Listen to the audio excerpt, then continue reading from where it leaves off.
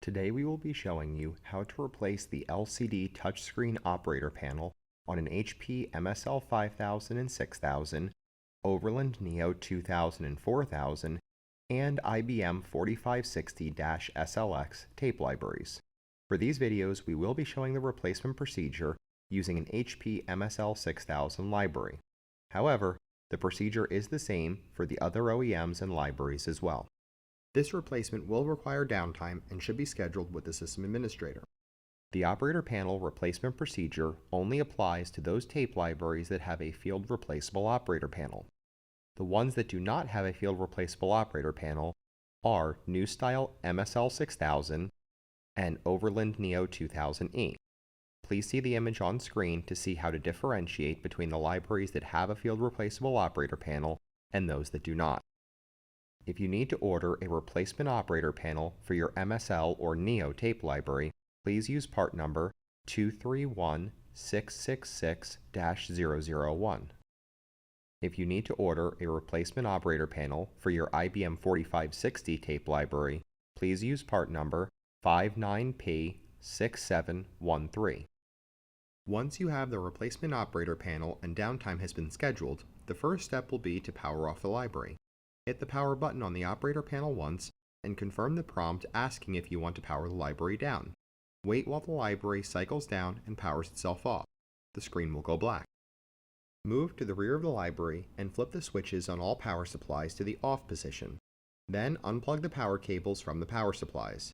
Then remove all cables from the rear of the library. This will include Ethernet and data cables. You should be sure to label the data cables if needed so that they can be reinstalled the same way once this replacement is complete. Once all cables have been removed from the rear of the library, return to the front. You will need to use the manual release to open the magazine access doors. To use the manual release, you will need to obtain a paper clip and straighten it out so that it can be pushed into the manual release hole. This hole is located just below the opening of each magazine access door and is noted by a small notch in the plastic as shown on screen. By inserting the paper clip into this hole, you will pop the door open and gain access to the magazines. Once you have access to both sides, pull all magazines in the library straight back out of the library and set them to the side. Now you can use a flathead screwdriver to undo the two captive thumb screws that hold the library in the rack. Once these are undone, pull the library straight forward on its rails until it locks in place. Now you will need to remove the top cover of the library. There are two Phillips screws holding the front of the top cover down. Once you remove these, you will be able to lift up on the front of the top cover. It will hinge upwards and you can pull it out away from the library and set it to the side. If you look down inside the library, you will see the control panel board located on the floor of the library just behind the front panel. You will then need to remove the connectors going to this board. There should be a total of 6 connectors you need to undo. They are shown on screen. You will need to be extremely careful, as a couple of these are ribbon cable connectors and will tear easily if you aren't careful. Now you will need to undo the 2 screws located within the 2 magazine access doors. Then, while holding the front panel against the library chassis, you will need to remove the 2 screws behind the top corners of the front panel.